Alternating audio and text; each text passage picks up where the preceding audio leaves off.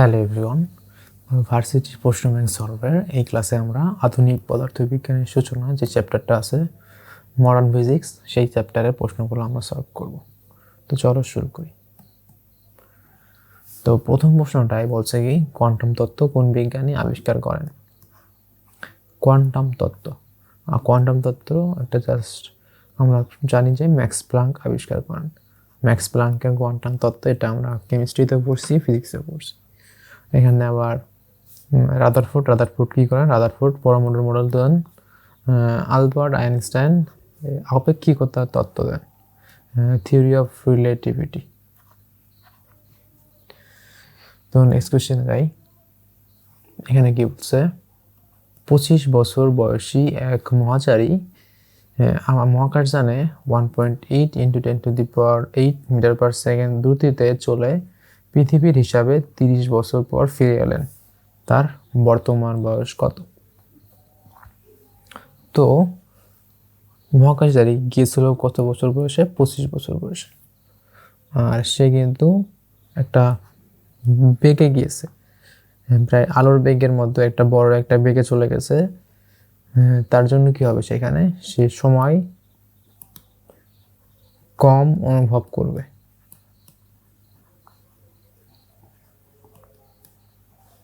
এখন একটা বড় বেগে যদি কোনো কিছু চলাচল করে, তাহলে তার সময় যেটা টি, সেটা সে কম অনুভব করবে।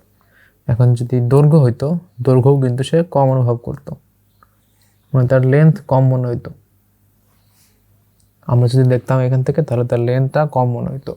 আবার যদি ভর, কি হয়, জোরে যখন কিছু চলে তখন তার ভর কিন্তু মনে হয় যে বেড়ে যায়। এখন সে যেহেতু 30 বছর ভ্রমণ করছে, তাহলে কিন্তু সে যে টাইমটা তার কাছে মনে হবে, সেটা কিন্তু এই 30 বছর থেকে কম হবে। 30 বছর থেকে কম হবে। আমরা কি জানি, T equal to T0 by √1 - v²/c²। এখন আমরা কি করব, টাইমটাকে কমাবো। টাইমটা কমাইতে হলে এখানে কোন টি হবে, কোনটা T0 কোনটা হবে।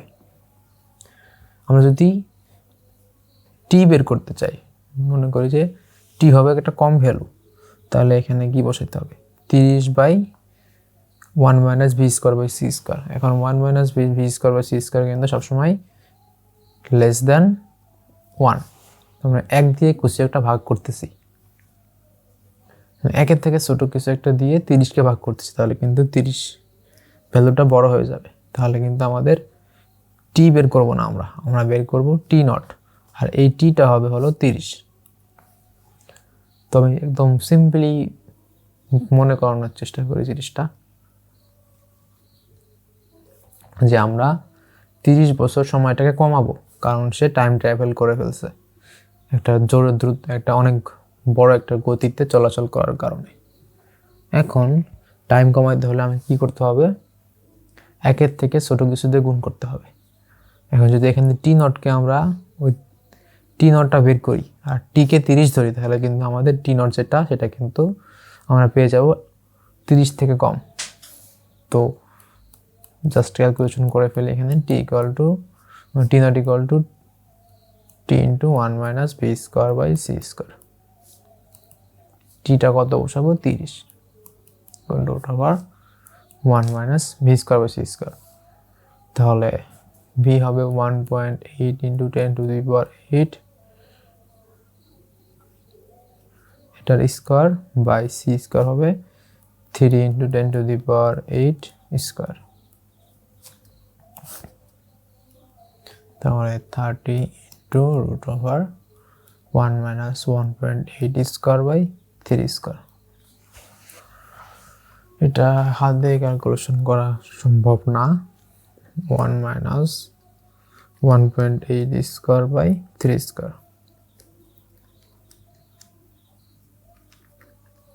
তো আমরা যে ভ্যালুটা পাবো ক্যালকুলেশন করে, সেটা আসবে 24। তো 30 বছর আমরা যদি হিসাব করি পৃথিবী থেকে, তার হিসাবে সেটা হবে 24 বছর, কারণ আমরা টাইমটাকে কমালাম, কারণ সে টাইম ট্রাভেল করছে। তাহলে তার হিসাবে তার বয়স কত হবে? আগে ছিল 25, বর্তমানে আর 24, 25 প্লাস 24, এটা আসবে 49 ইয়ার। তো এটাকে আমি আবার একটু রিক্যাপ করি যে সে 30 বছর ট্রাভেল করছে পৃথিবীর হিসাব অনুযায়ী, তাহলে তার হিসাব অনুযায়ী টাইমটা কম হবে। টাইমটা কমাইতে হলে আমরা কি করব, টি নটটাকে ধরবো আমরা যে টাইমটা বের করব, আর টি হবে পৃথিবীর সময় অনুযায়ী টাইম। তাহলে টি নট চলে আসবে T into root over 1 minus V square by C square, এখান থেকে আসবে 24 ইয়ার। আগে ছিল 25 বছর, তার সাথে 24 চলে আসবে 29 বছর। তার হিসাব অনুযায়ী তার টোটাল বয়স হবে 49 বছর। নেক্সট কোশ্চেন, এখানে কি বলছে, কোন বস্তুর বেগ আলোর বেগের সমান হলে এর ভর কত হবে?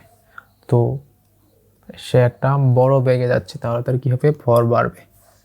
আমরা কি জানি m equal to m0 by root over 1 minus V square by C square. যেহেতু সে একটা বড় বেগে যাচ্ছে, তাহলে তার ভর বাড়াইতে হবে। ভর বাড়াইতে হলে আমরা 1 থেকে ছোট কিছুতে ভাগ করে দিব।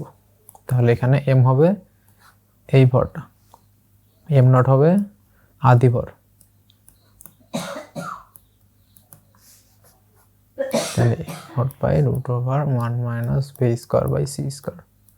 এখন ভি আর সি সমান, তাহলে m0 by root over 1 minus V square সমান সি স্কোয়ার হয়ে যাবে, সি স্কোয়ার 1, m0 বাই 0, তার মানে ইনফিনিটি, তার ভর অসীম হয়ে যাবে। নেক্সট কোশ্চেনে কি বলছে, প্লাঙ্কের ধ্রুবক প্লাঙ্ক কনস্ট্যান্ট কত? সেটা হবে তো 6.63 into 10 to the power minus 34, কিন্তু একক কি হবে, একক হবে জুল সেকেন্ড। এখানে কিন্তু জুল সেকেন্ড ইনভার্স আর জুল সেকেন্ড দুইটাই দিছে, অ্যান্সার হবে বি, প্লাঙ্ক কনস্ট্যান্ট।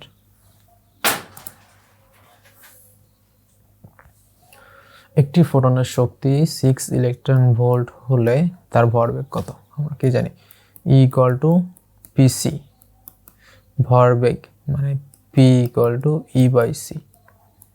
ই হলো 6 ইলেকট্রন ভোল্ট, ইলেকট্রন ভোল্ট কি করতে হয় 1.6 10 টু দি পাওয়ার মাইনাস 19 দিয়ে গুণ করতে হয়, আর সি 3 ইন্টু 10 টু দি পাওয়ার 8, উপরে 2 ইন্টু দি পাওয়ার 8 থেকে এখানে 8 যোগ হয়ে যাবে, উপরে প্লাস 8 চলে আসবে, আর 2 আর 1.6 3.2 ইন্টু 10 টু দি পাওয়ার 19 সাথে 8,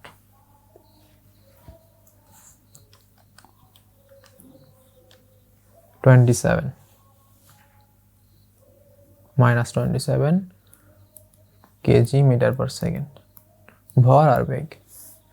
তো অ্যান্সার আসবে হলো 3.7 কেজি মিটার পার সেকেন্ড।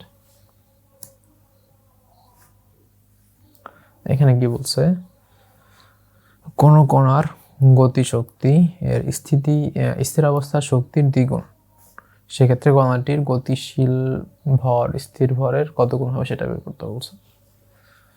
তো গতিশক্তি ইকে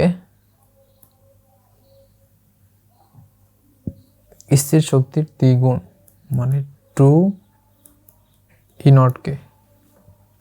এখন আপেক্ষিক গতিশক্তি যেটা, সেটা কি হয় m minus m naught C square, আর আদি গতিশক্তি ই নট কে m নট সি স্কয়ার। তাহলে m C square minus m naught C square equal to 2 m naught C square, m C square equal to 3 m naught C square. এখান থেকে পাবো আমরা m equal two 3m not, মানে গতিশীল ভর স্থির ভরের 3 গুণ। নেক্সট কোশ্চেন এখানে কি বলছে, একটি ধাতুর ওপর সবুজ আলো আপতিত হলে ফটো ইলেকট্রন নির্গত হয়, নিচের কোন বর্ণের আলো আপতিত হলে ওই তল থেকে অবশ্যই ফটো ইলেকট্রন নির্গত হবে, মানে সবুজ আলো গ্রিন লাইট পড়লে ফটো ইলেকট্রন নির্গত হয়। এখন কোন আলো পড়লে ফটো ইলেকট্রন অবশ্যই নির্গত হবে, এটা কিভাবে বের করব? ফটো ইলেকট্রন তখন নির্গত হবে যখন সবুজ থেকে বেশি শক্তির কোনো আলো ওই পদার্থের উপর পড়বে। আবার আমরা ভিজিবল মানে দৃশ্যমান বর্ণালীর ক্ষেত্রে কি জানি? বেনিয়া সহ কলা।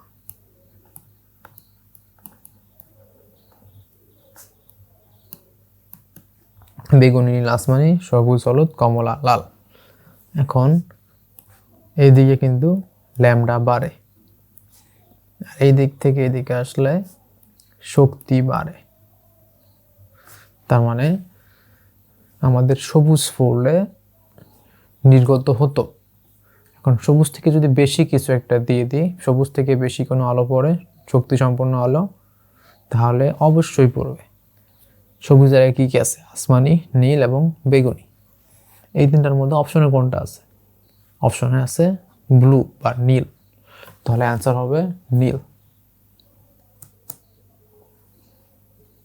এনাদার কোশ্চেন, এখানে বলছে এক্স রে এর একক কি? এক্স রে এর একক হবে রন্টজেন। রন্টজেন বা রনজেন একটা থাকতে পারে। তো এইগুলোই ছিল মডার্ন ফিজিক্স বা আধুনিক পদার্থবিজ্ঞানের প্রশ্নগুলো। এই অধ্যায়তে কিন্তু মুখস্থ রিলেটেড টপিক থেকে বেশি প্রশ্ন আসছে। তোমরা এর জন্য প্রস্তুতির সময় মুখস্থ রিলেটেড প্রশ্নগুলো বেশি প্র্যাকটিস করতে পারো। তো থ্যাংক ইউ এভরিওয়ান, পরবর্তী ভিডিওতে আবার দেখা হবে।